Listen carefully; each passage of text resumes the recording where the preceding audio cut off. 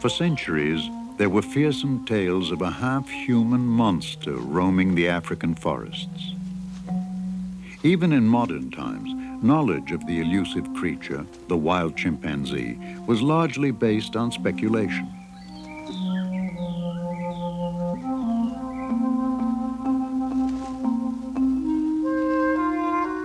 Then, in 1960, a daring young Englishwoman set out to sort fiction from truth.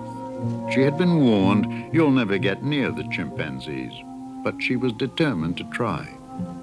Her name, Jane Goodal. She was 26 years old and destined to make scientific history.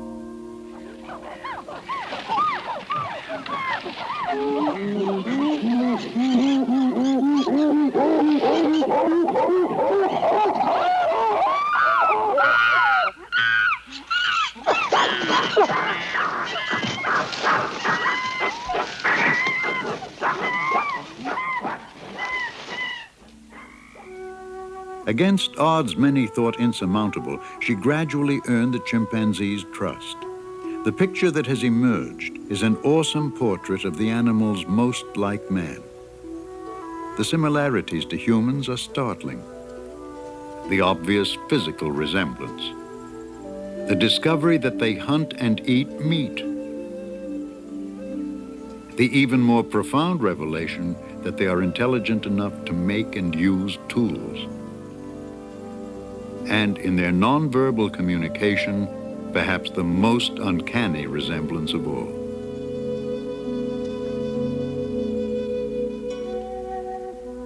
Meticulously documented on motion picture film, Jane Goodal's classic study stretches from 1960 to the present day.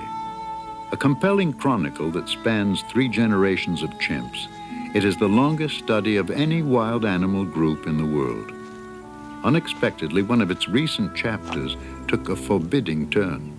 The usually gentle, amiable chimps revealed a dark and sinister side, puzzling, savage behavior as yet unexplained.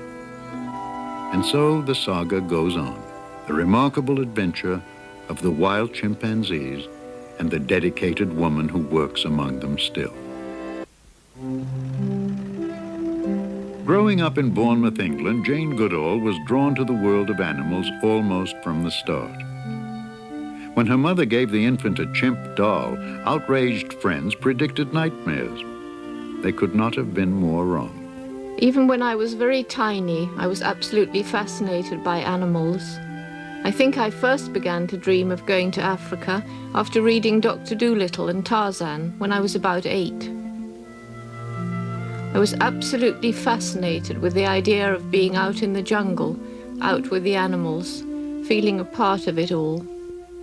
Famed anthropologist Louis Leakey had long searched for someone to study wild chimpanzees for clues to the behavior of early man. I want someone unbiased by academic learning, he said, someone with uncommon patience and dedication. His faith in Jane Goodal would lead to one of the most important scientific studies of our time.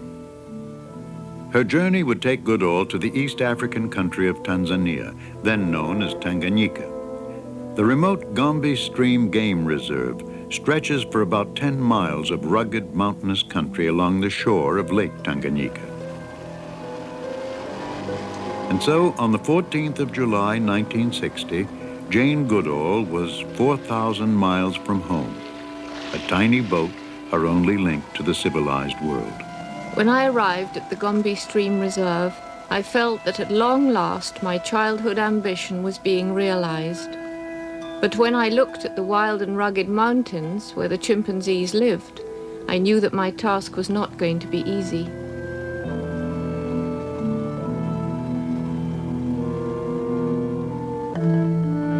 Day-to-day life in this remote wilderness would be difficult at best. The local authorities, horrified at the thought of a young white woman alone in the wild, at first refused Jane permission to come, agreeing only when she said she would bring a companion. Aside from her mother, Van Goodal, and an African cook, Jane would spend the next several months virtually alone. It was already late afternoon when the tents were pitched and provisions stored, But after 20 years of dreaming of this day, Jane was eager to begin. Unarmed and untrained, she ventured into a strange new world.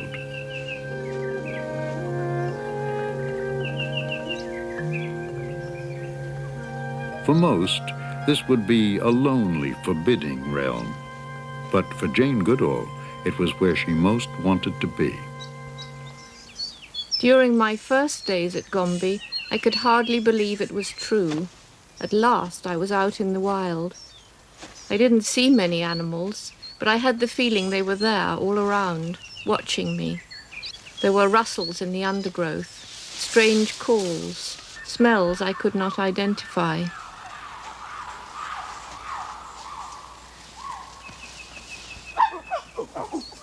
For months, the objects of her search invariably fled at the mere sight of her. Often she couldn't find them at all.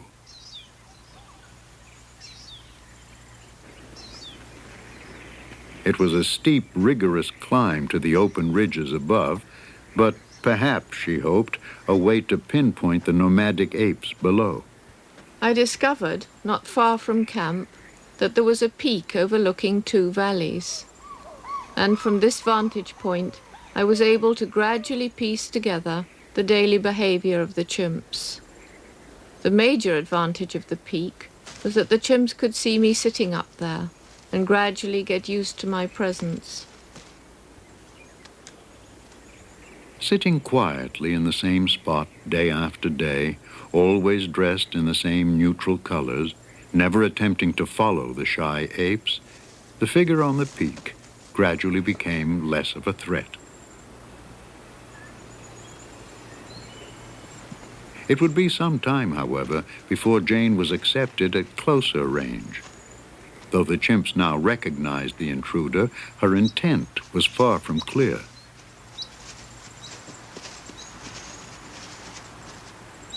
Jane had to accept the realization that, for the time being at least, much of her knowledge would be based on indirect evidence, like an abandoned sleeping nest high in the trees.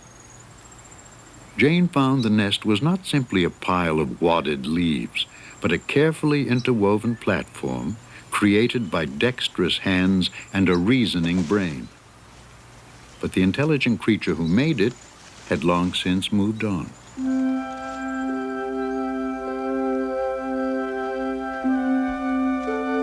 Impatient with her slow progress with the chimps, Jane stretched each day to the final rays of the setting sun. This would be her first meal in 12 hours. It had been another long and frustrating day. As I am not a defeatist, it only made my determination to succeed stronger. I never had any thought of quitting. I should forever have lost all self-respect if I had given up.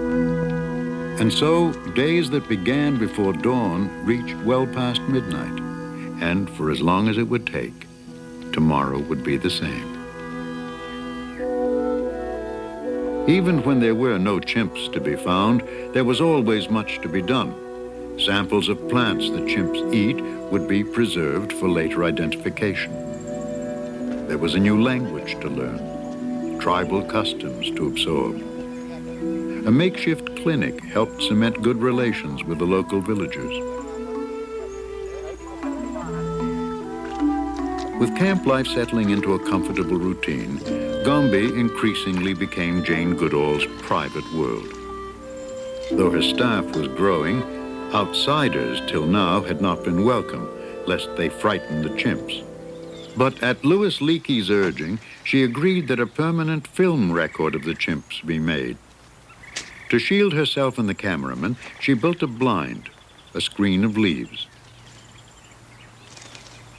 Hugo van Lawick is a specialist in wildlife. Primarily funded by the National Geographic Society, over the coming years, he and Goodal would capture details of chimp behavior never before dreamed possible.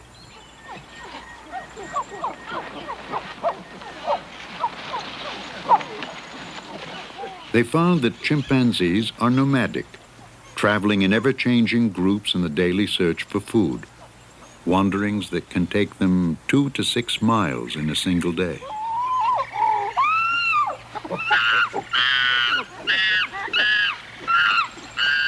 They are animals of dramatic extremes, noisy and excitable one minute, calm and gentle the next.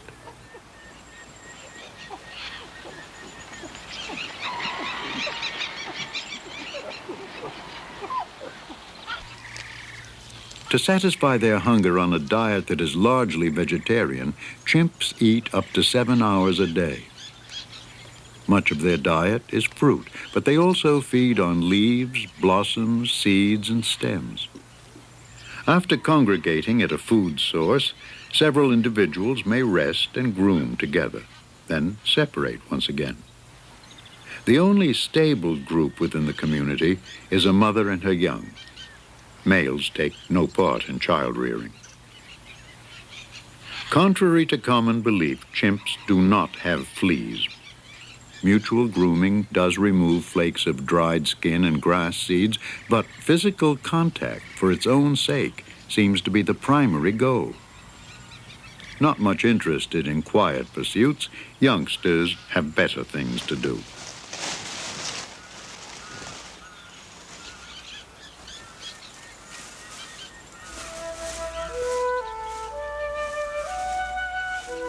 The chimps very gradually came to realize that I was not dangerous after all. I shall never forget the day, after about 18 months, when, for the first time, a small group allowed me to approach and be near them. Finally, I had been accepted. I think it was one of the proudest and most exciting moments of my whole life. Chimpanzees are as distinct from one another as are human beings, and Jane gave them names as she came to recognize them. Old Flo, with her bulbous nose and ragged ears, is matriarch of the family Jane would come to know best. At 7 weeks, infant Flint is still completely dependent on Flo. Flo's adolescent son Figgin plays with his younger sister Fifi. Even fully mature Fabian often stays with the family. Ever since Flint's birth, his sister Fifi has been fascinated by the baby. Repeatedly, she tries to touch and groom him.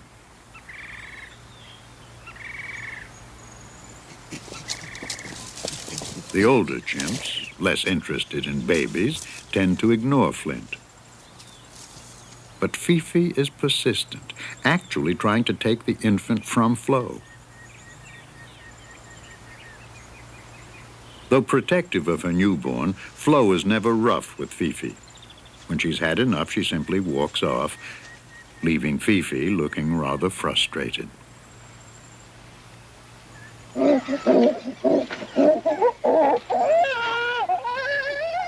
Another group's arrival is signaled by a chorus of hooting calls.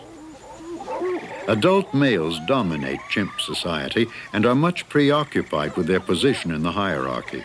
In an effort to better his rank, the male puts on an awesome charging display.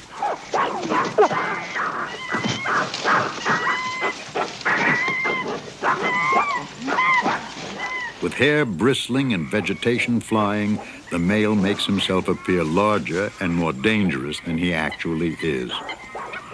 Intended to intimidate rivals, it is usually nothing more than superb bluff.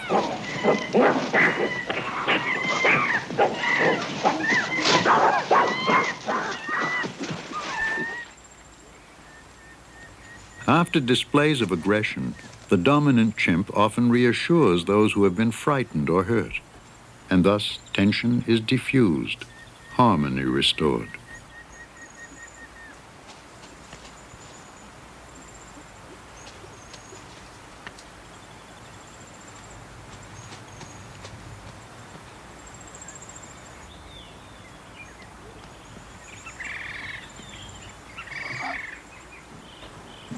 One male rose to the top of the hierarchy by intelligence rather than strength. Mike discovered that rolling empty kerosene cans from Jane's camp made a horrifying noise.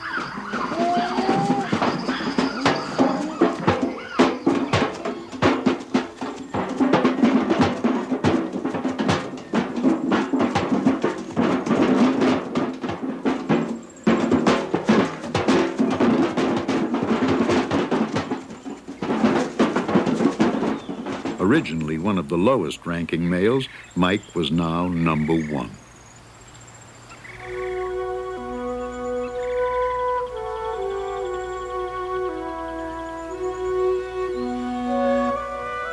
Close to where they are feeding when dusk falls, the chimpanzees will build sleeping nests for the night, 30 to 40 feet up in the trees.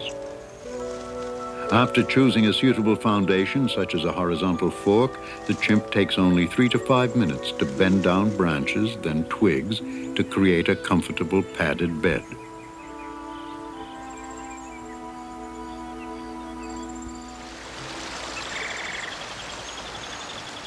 With creature comforts long since forsaken, Jane found increasing pleasures in her wilderness world. But, as she soon discovered, human creature comforts were not without appeal to some.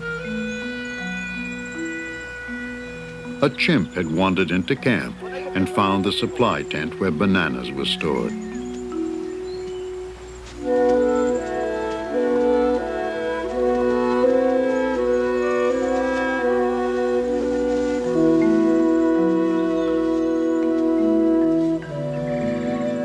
Because he had been to camp before, when Jane was in the forest, she had a prearranged signal to call her back. It was thrilling after all this time to find a chimp actually in my camp. It was David Greybeard, a male I had already come to know out in the forest. David's boldness marked a turning point for Jane. After the endless months she had searched for them, the chimps, following David's lead, now came to her. Gradually, their inherent fear gave way, and an offer of friendship was accepted, with trust.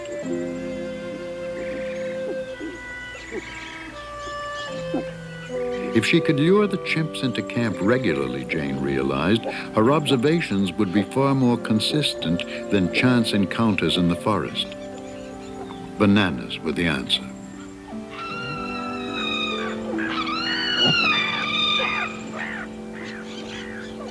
The scheme was not without its flaws, as the local baboons quickly proved. David Greybeard repeatedly ran to his friend, the more powerful Goliath, for protection.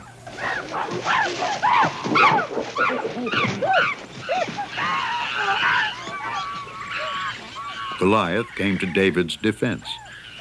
But the baboon knew which chimp was afraid, and it was David he went for. Every time.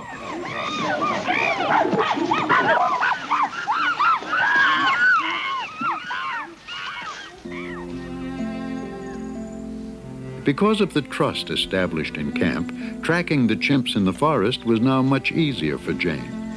She was able to follow and document in detail the development of Flo's infant son, Flint.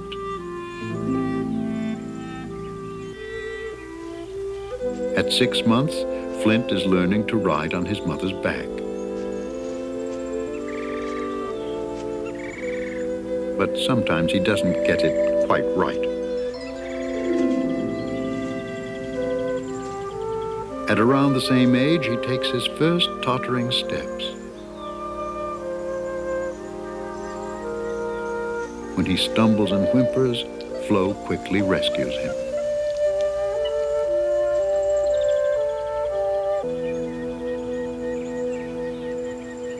Flo is a particularly affectionate, tolerant, and playful mother. And because much maternal behavior is learned, she is the role model for her daughter Fifi. As Flint grows older, Flo permits Fifi to take him for brief periods of time. Such experiences provide important training for the future, when young females mature and have offspring of their own.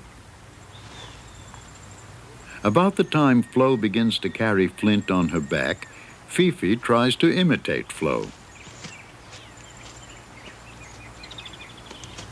Though unsuccessful, the attempt marks an important milestone in her learning experience.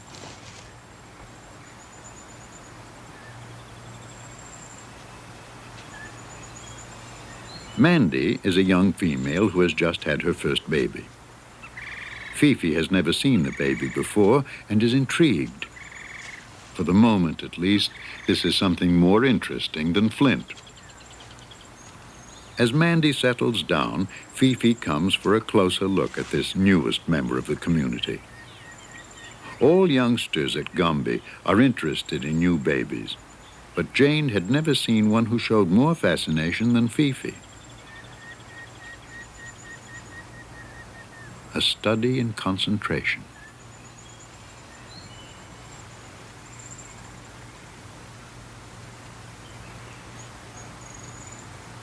Mandy is not worried by Fifi's presence, but when adolescent male Figgin approaches, she nervously moves off. Both Fifi and Figgin are fascinated by the smell of the new baby. Fifi has followed Mandy up a tree and now attempts to touch the baby. Mandy gently fends her off.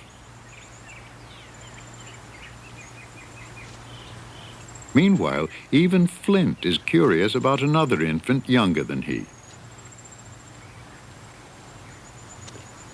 But Flo is ready to move on in search of food, and she lets Flint know it is time to go. Fifi, still engrossed with Mandy's baby, does not notice that they leave.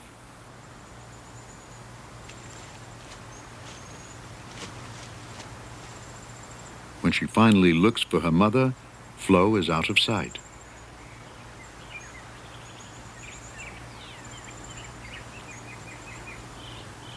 At 6, Fifi is still quite dependent on her mother and cries in distress.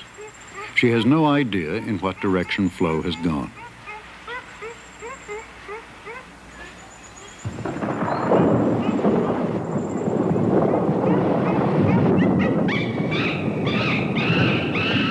Normally, Flo would come at Fifi's cries, but apparently can't hear her above the growing storm.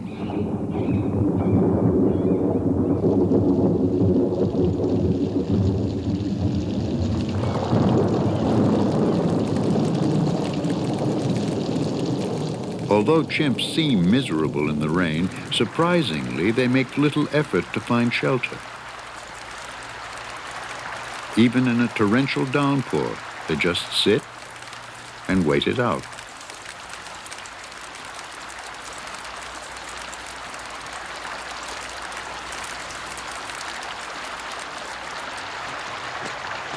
Long committed to observing the chimps 7 days a week, Jane ignored the rain.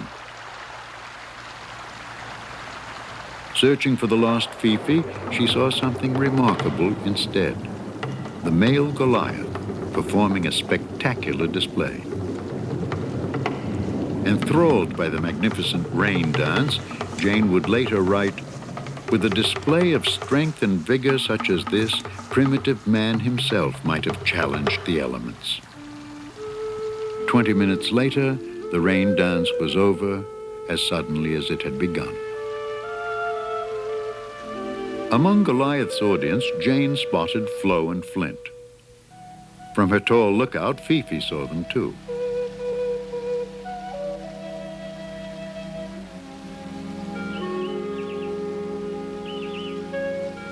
Strong family ties, temporarily broken by the storm, were once again intact.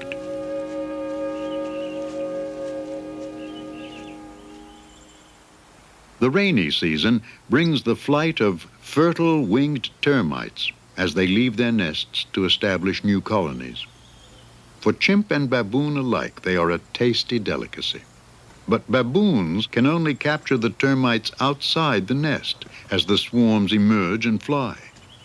When they have gone and worker termites have resealed the nest, the baboons will move on. But the chimps not only know termites are there, hidden below the surface, they have learned how to get at them.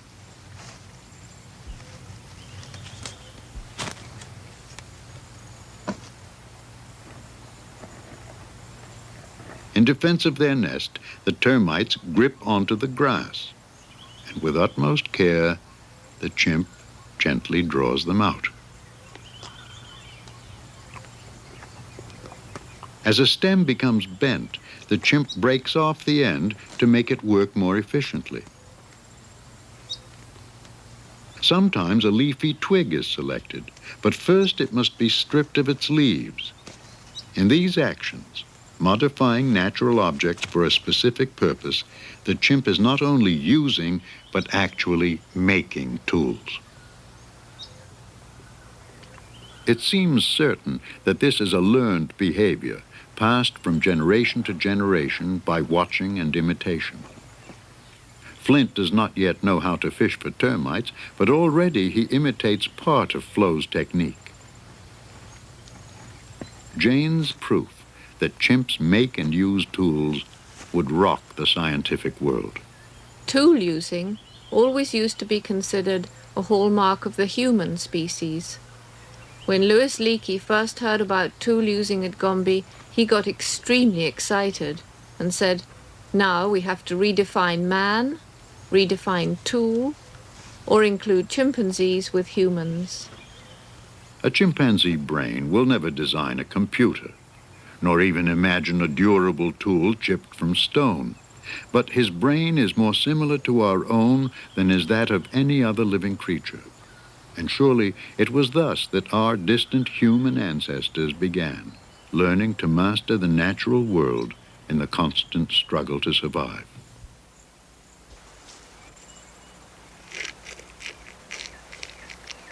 To a thirsty chimp, rainwater trapped in the hollow of a tree is inviting but not easily reached.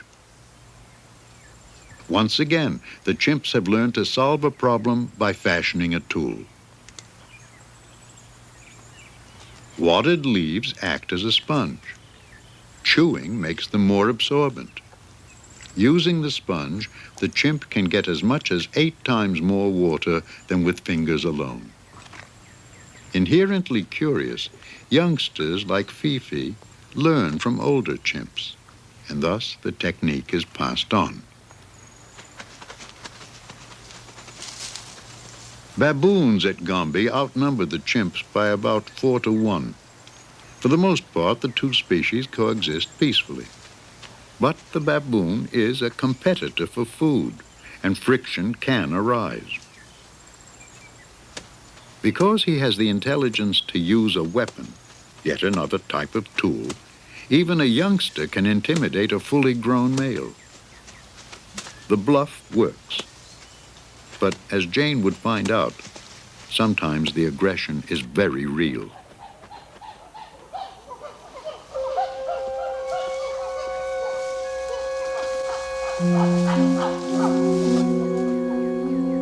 A young baboon has been captured and killed by a group of chimps, and they will feast on its remains. Jane's discovery astounded the scientific world. The chimp is not the gentle vegetarian we had thought, but, like humans, a formidable predator. Sometimes cooperating to hunt and stalk their prey, they also kill young antelope, bush pigs, and monkeys. For the most part, chimps eat meat only they themselves have killed. Indeed, a dead animal is often a puzzling sight. Right here. With Gombe's growing fame, visiting students and scientists became a regular part of the scene. One day, as part of a project to record chimpanzee calls, Jane put out bananas in great quantities. The result, an eruption of frenzied excitement, desperate begging, and violent aggression.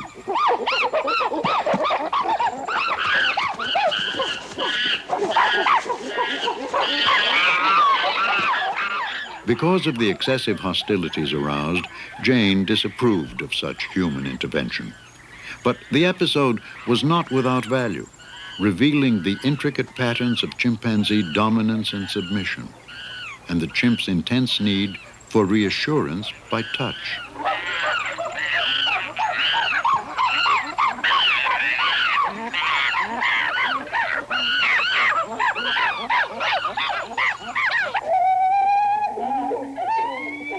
The sounds of the encounter were carefully analyzed by students specializing in chimp vocalization.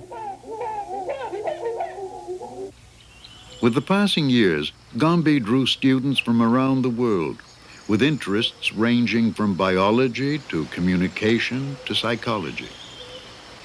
They came because of Jane and the unique opportunities of the living laboratory she created here. To avoid future aggression over bananas, Jane devised a system of rationing by remote control. Now the chimps were fed only if they arrived alone or in small groups, and then just once in 10 days. Apparently not happy with this new state of affairs, the ever-creative chimps made their wishes known.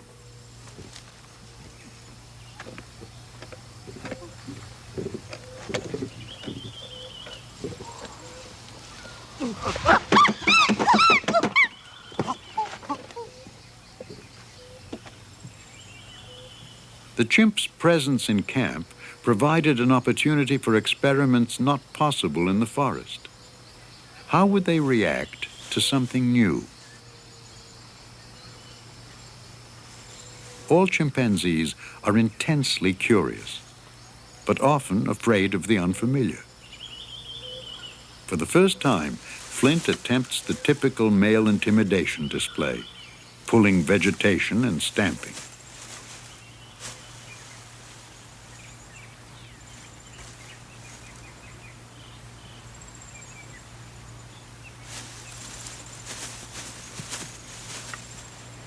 Later, Jane put out a mirror. It was clearly a fascinating mystery.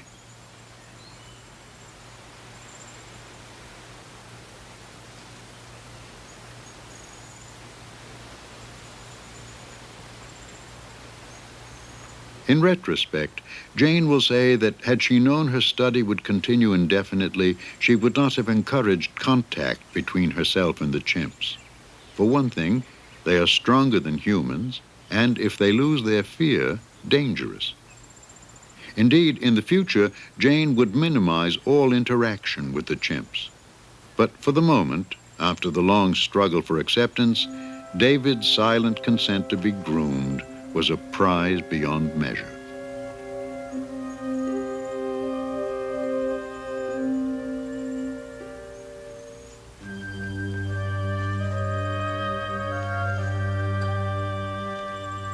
In 1966, tragedy strikes. An epidemic spreads from a nearby village, and Gombe awakes to the devastation of polio. Nothing that has happened at Gombe, before or since, has been as horrible. Nothing. They were among the darkest days of my life, a living nightmare. The worst tragedy was old Mr. McGregor. He lost the use of both his legs, and he could only move by pulling himself along the ground by his arms. The other chimps were frightened by this strangeness and shunned old Gregor. Only his close relative Humphrey stayed nearby.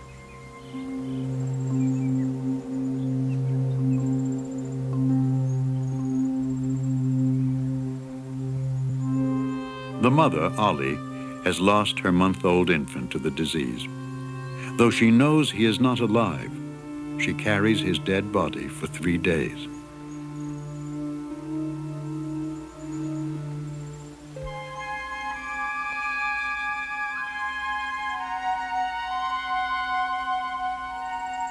Polio vaccine is flown in and fed to the chimps in bananas, but for many it is too late. Flo's son, Fabian, paralyzed in one arm, protects it by walking long distances upright.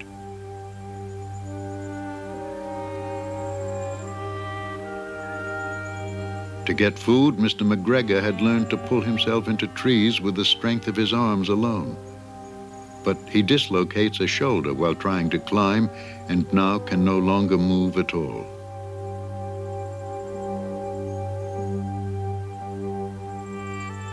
Jane knew she had but one choice. Her longtime friend must be shot.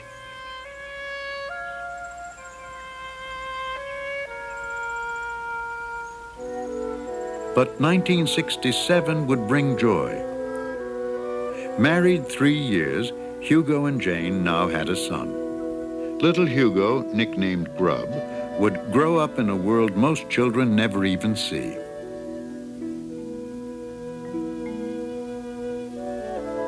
Spending less time at work to be with Grub, Jane modeled her behavior after the patient, affectionate chimp mother she had long observed. Gombe was the ideal place to raise a child, she said. You could focus on the important things in life: family, unity with all living creatures, being part of the natural world.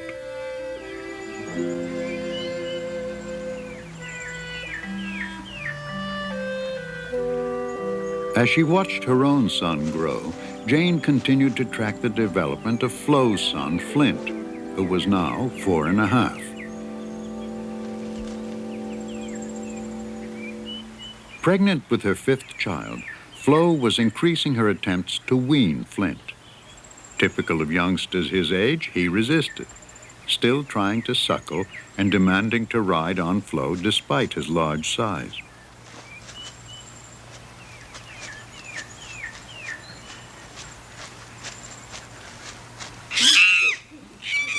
When denied his way, Flint threw violent temper tantrums, even hitting and biting his mother.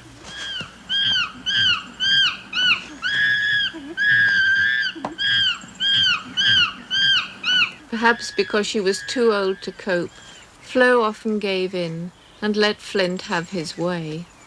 Later, this would have grave consequences.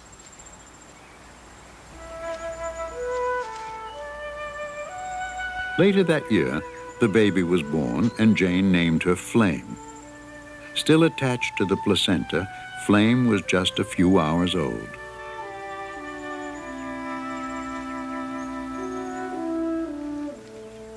Because females give birth only every 5 to 6 years, a newborn always stirs much curiosity among the youngsters. Jane wondered what the birth would mean to Flint.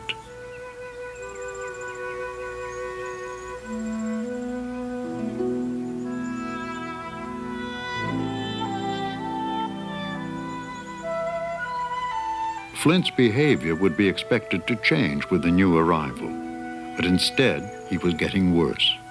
Even after the birth of his sibling, when most youngsters become more independent, Flint continued to pester his mother for attention, and more often than not, Flo gave in to his demands.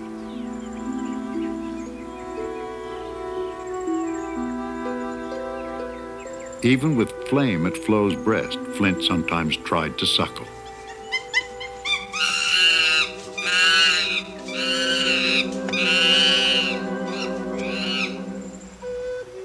Six months later, while Flo was ill, Flame disappeared, never to be seen again. With no baby to care for now, Flo stopped even trying to encourage Flint's independence. Jane wondered if he would remain an infant forever. Life expectancy of a wild chimpanzee is guessed at 40 to 50 years. Flo, now well past 40, was feeble and worn, spending most of her time resting quietly near Flint. Although I knew that Flo had become very old indeed, it was still a sad day when I found her dead body lying in the stream. For me, it was like losing an old friend. For Flint, it was like losing his whole world.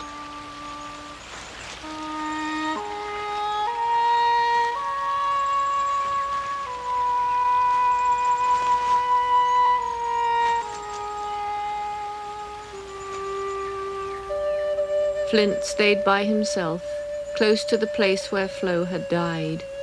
He ate very little. He became increasingly lethargic and depressed. And finally, in this state of grieving, he grew sick. 3.5 weeks after losing his mother, Flint died too.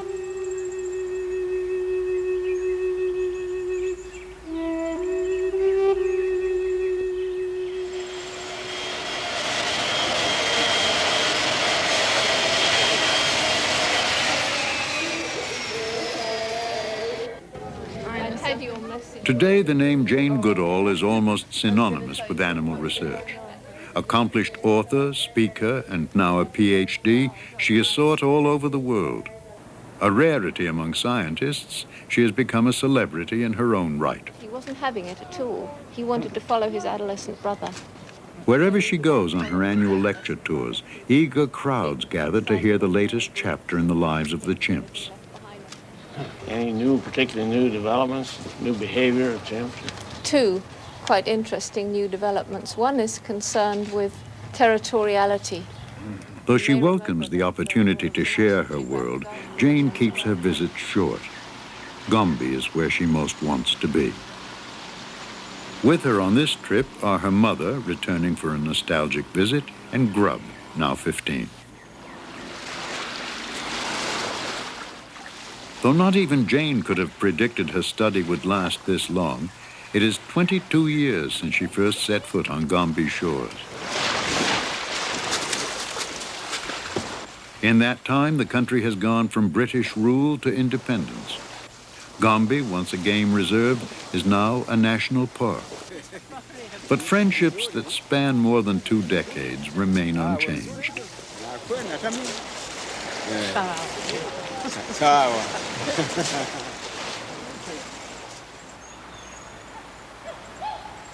Today, permanent structures have replaced Jane's lakeshore tent, and a staff of 10 Tanzanian field assistants has been trained to help observe the chimps.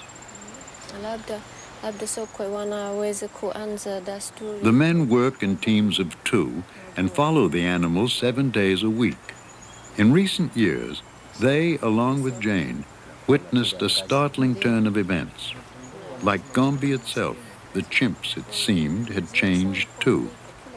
If I'd left, as Louis Leakey predicted, after 10 years, we would have had a very different picture of the chimpanzees to that which we have today. People's idea of the gentle, noble savage would have been exemplified by the way of life of the chimps. I started off studying one community, and in 1972 that community divided into 2. And one part of it moved down into the south of the range that the whole community had shared. 2 years later, a series of events began which were amongst the most horrifying that we've seen at Gombe. The males of the larger Kasakela community, the ones that we're studying today, systematically began to hunt down individuals of the smaller southern community, to attack them when they found them on their own or in small groups. And within a 4-year period, every one of the 7 males and at least 1 of the 3 females who had moved to the south had disappeared.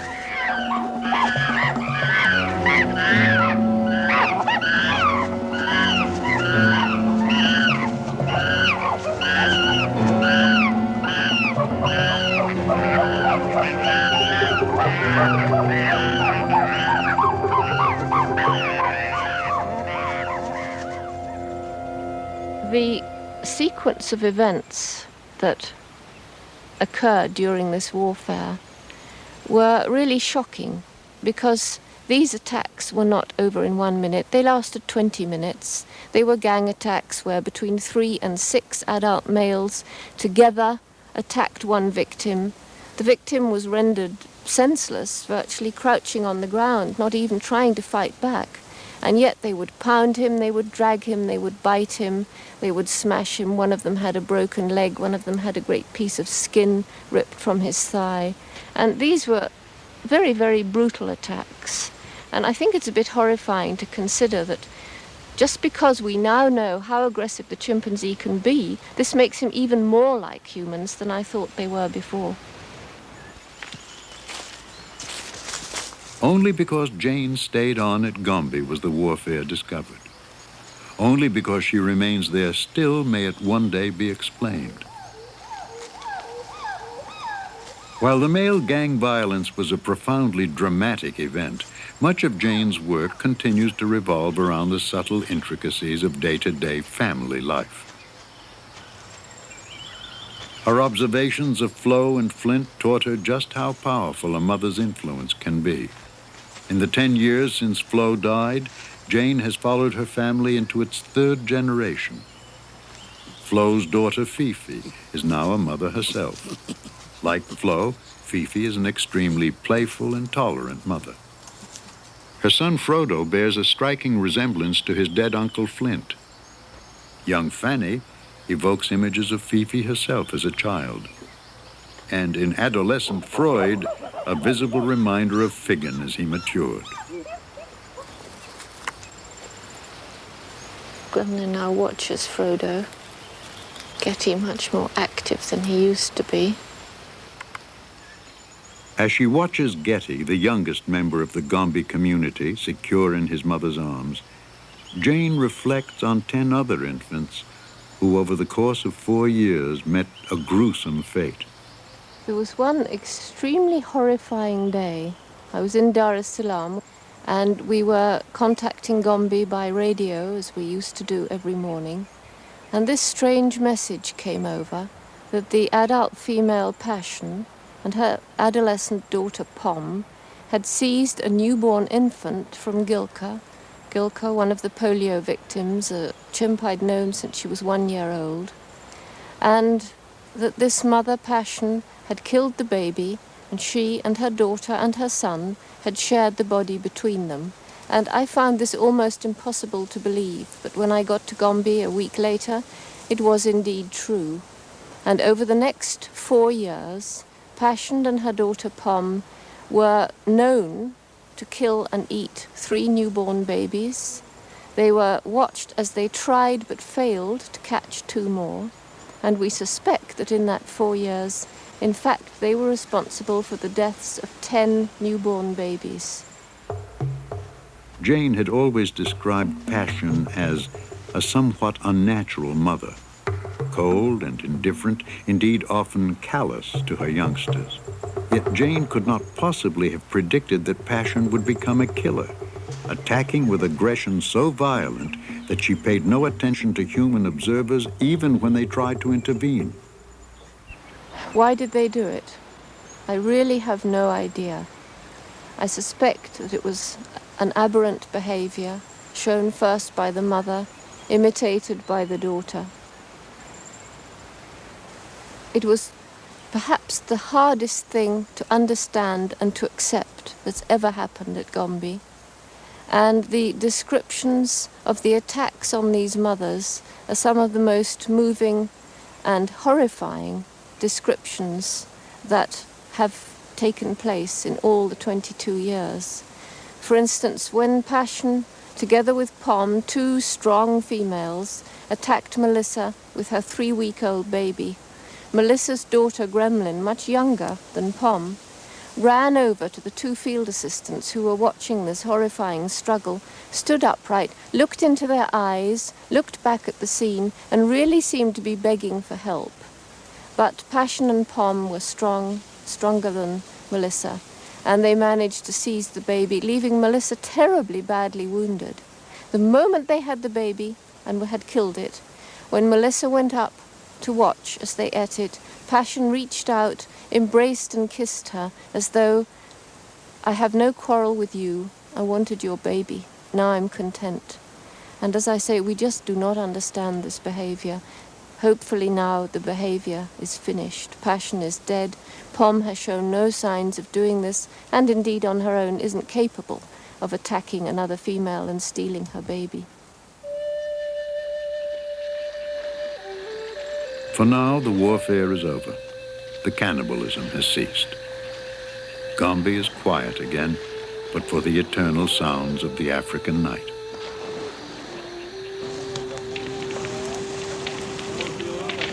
Then, on a summer evening in 1982, a joyous chorus of human voices pervades the dark, an anniversary party celebrating 22 years of research at Gombe. To share this night, some have come by boat, others have walked for miles. With traditional feasting and speeches, they join together to toast the future and celebrate the past. Well, after 22 years, I have many, many fond memories of Gombe. Perhaps the one that I like to think back on most was after having struggled, crawled through the undergrowth, climbed up to the peak and down again and searched, and been rewarded, yes, by seeing chimps, but chimps that ran away every time I went up to them. To have a chimpanzee just sit there and watch me and know that I was there and not mind, that was a very, very wonderful moment. It was a tremendous feeling of accomplishment and exhilaration and pride in the fact that I'd been accepted. And then a rather different kind of memory was the first time that a wild chimpanzee mother came up to me and allowed her infant to reach out with that wondering expression in his eyes to touch me. And that, of course, was Flo with her infant Flint. And that's another moment I'll never forget. And though it often seems a lifetime ago, she remembers them all. 3 generations of chimps who allowed her the privilege of entering their private world. Wild animals roaming free, who permitted a human to live among them as a friend.